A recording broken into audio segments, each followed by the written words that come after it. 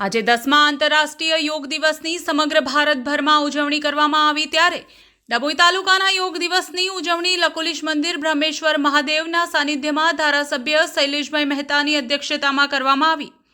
આ પ્રસંગે મોટી સંખ્યામાં જુદી જુદી શાળાના બાળકો અને વહીવટી કર્મચારીઓ દ્વારા યોગાસન કરવામાં આવ્યા। આ સાથે ડભોઈના જુદા જુદા સ્થાનો પર પણ યોગ દિવસની ઉજવણી થઈ। 10મા આંતરરાષ્ટ્રીય યોગ દિવસની ઉજવણી સમગ્ર ભારતભરમાં આજે કરવામાં આવી ત્યારે ડભોઈ પંથકમાં પણ યોગ દિવસની ઉજવણી ઉત્સાહ સાથે કરવામાં આવી।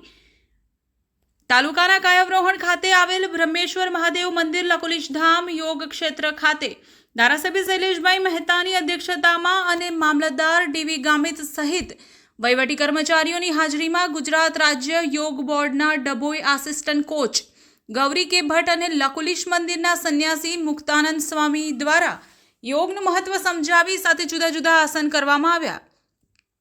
આ સાથે ડભોઈ ઐતિહાસિક હીરા ભાગોળ ખાતે ડભોઈ નગરપાલિકા ચીફ ઓફિસર જયકિશન તડવી અને પ્રમુખ બિરન શાહ, પાલિકા સદસ્યો અને કર્મચારીઓ દ્વારા યોગાસન કરવામાં આવ્યા। Dabhoi additional and sessions court તેમજ સિવિલ કોર્ટ પરિસર ખાતે પણ વિશ્વ યોગ દિવસની ઉત્સાહપૂર્વક ઉજવણી કરવામાં આવી, જેમાં મોટી સંખ્યામાં વકીલ મંડળ સહિત જજ સાહેબ પણ જોડાયા હતા। તો ડભોઈ પોલીસ વિભાગ દ્વારા ડીવાયએસપી આકાશ પટેલ, પીઆઈ એસજે વાઘેલા સહિત તમામ પીએસઆઈ અને પોલીસ જવાનો અને હોમગાર્ડ્સ અને જીઆરડી જવાનો દ્વારા પટેલવાડી ખાતે યોગ દિવસની ઉજવણી કરવામાં આવી। આમ ડભોઈ પંથકના જુદા જુદા સ્થાનોએ આજે 10મા આંતરરાષ્ટ્રીય યોગ દિવસની ઉજવણી કરવામાં આવી હતી। નવપ્રવાહ ગુજરાત ન્યૂઝ ડભોઈ। આજનો દિવસ 21 જૂન વિશ્વ યોગ દિવસ તરીકે ઓળખાય છે। સમગ્ર દુનિયામાં આ યોગ દિવસ તરીકે ઓળખાવવામાં આપણા વડાપ્રધાન નરેન્દ્રભાઈ મોદીનો મુખ્ય રોલ રહેલો છે।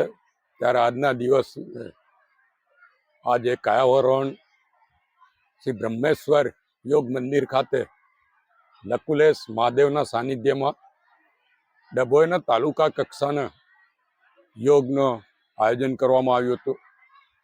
મોટી સંખ્યામાં ગામના આગેવાનો, તાલુકાના આગેવાનો અને વિદ્યાર્થીઓએ આમાં ભાગ લીધો।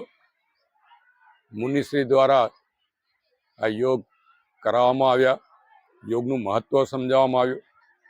આપણી પ્રાચીન સંસ્કૃતિમાં યોગનું મહત્વ બતાવેલું છે।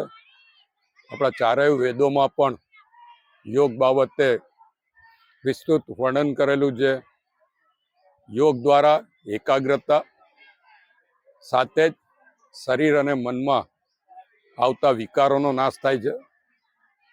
રોજે રોજ આપણી દિનચર્યામાં યોગને વણી લેવું એ આપણા સ્વાસ્થ્ય માટે પણ ખૂબ જરૂરી છે। ત્યારે યોગ દિવસ 21 જૂન પૂરતો મર્યાદિત ના રહેતા 365 દિવસ આપણે યોગનું અધ્યયન કરીએ એ ખૂબ જ જરૂરી છે। અને ગુજરાતમાં યોગ બોર્ડ દ્વારા ઠેર ઠેર યોગ શીખવાડવાનું આયોજન કરવામાં આવી રહ્યું છે। અને એના જ કારણે ગુજરાતમાં સૌથી વધુ યોગ પ્રત્યે જાગૃતિ આવી છે।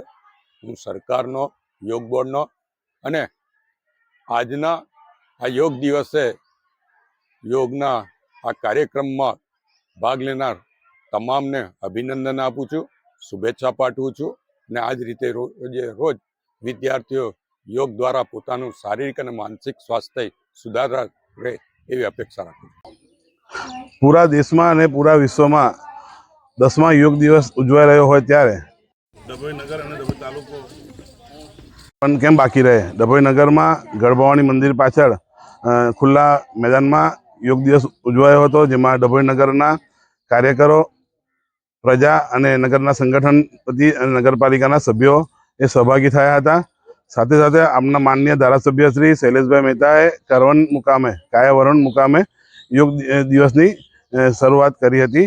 અને ડભોઈ પણ આ વિશ્વ જે ઉત્સવ ઉજવી રહ્યું છે એમાં ડભોઈ નગર અને ડભોઈ તાલુકો સહભાગી થયો હતો।